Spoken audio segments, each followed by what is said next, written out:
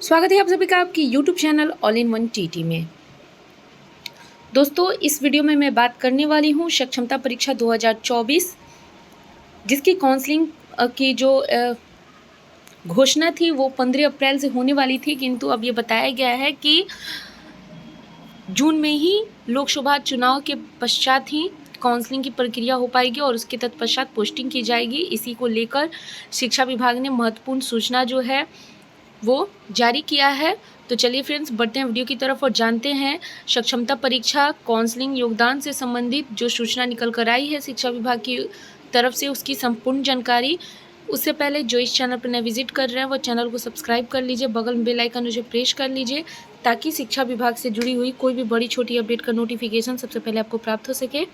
तो फ्रेंड्स, बढ़ते हैं वीडियो की तरफ और जानते हैं संबंधित सूचना को। तो दोस्तों, आप देख सकते हैं कि लोक चुनाव बाद होगी सक्षमता पास शिक्षकों की काउंसलिंग। यहाँ पे मिस प्रिंटिंग थोड़ी हो गई है।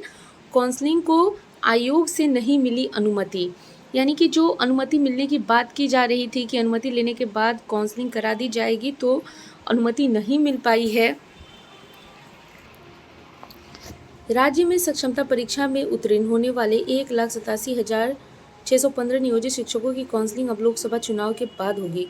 चुनाव के मद्देनजर लागू आदर्श चुनाव आचार संहिता के कारण आयोग ने संबंधित नियोजित शिक्षकों की काउंसलिंग की अनुमति शिक्षा विभाग को नहीं दी है। इसकी वजह से राज्य कर्मी बनने के लिए नियोजित शिक्षकों को और इंतजार करना पड़ेगा। जून के बाद काउंसलिंग की उम्मीद। शिक्षा विभाग के उच्च पदस्थ अधिकारी ने बताया कि लोकसभा चुनाव को लेकर लागू आदर्श चुनाव संहिता के मद्देनजर सक्षमता परीक्षा में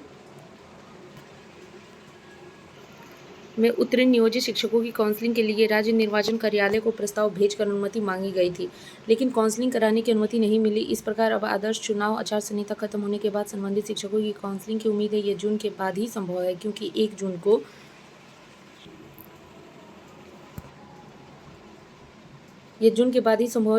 जून को अंतिम चरण का चुनाव है और 4 जून को मतगणना है। काउंसलिंग में नियोजित शिक्षकों के उन प्रमाण पत्रों एवं कागजातों का सत्यापन होना है जो उनके द्वारा सक्षमता परीक्षा के ऑनलाइन फॉर्म भरते वक्त दिए गए थे। काउंसलिंग की अनुमति नहीं मिलने के पहले तक इसे राज्य मुख्यालय में आयोजित करने की तैयारी की गई थी।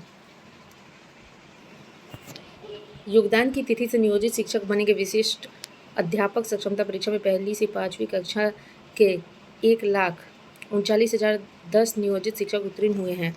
कक्षा 6 से 8 तक के 22,941 शिक्षक, कक्षा 9वीं से 10वीं के 20,354 शिक्षक और कक्षा 11वीं एवं 12वीं के कक्षा के 5,313 शिक्षक उत्तीर्ण हुए हैं। काउंसलिंग के बाद ये सभी शिक्षक विशिष्ट अध्यापक बनेंगे। इन शिक्षकों में से सक्षमता परीक्षा का फॉर्म भरने के दौरान 3 जिलों का विकल्प लिए गए थे। इन शिक्षकों को सक्षमता परीक्षा में प्राप्तांक और आरक्षण के आधार पर जिला आवंटित किए गए हैं। काउंसलिंग के बाद शिक्षकों को चयनित जिले में पदस्थापन के लिए विद्यालय आवंटित किया जाता है। आवंटित स्कूल में योगदान की तिथि से संबंधित शिक्षकों को पदनाम बदलकर विशिष्ट अध्यापक का हो जाएगा। वीडियो को अंत तक देखने के लिए आप सभी का धन्यवाद। वीडियो पसंद आए तो वीडियो को लाइक करें, चैनल सब्सक्राइब करें, दोस्तों में शेयर करें। धन्यवाद।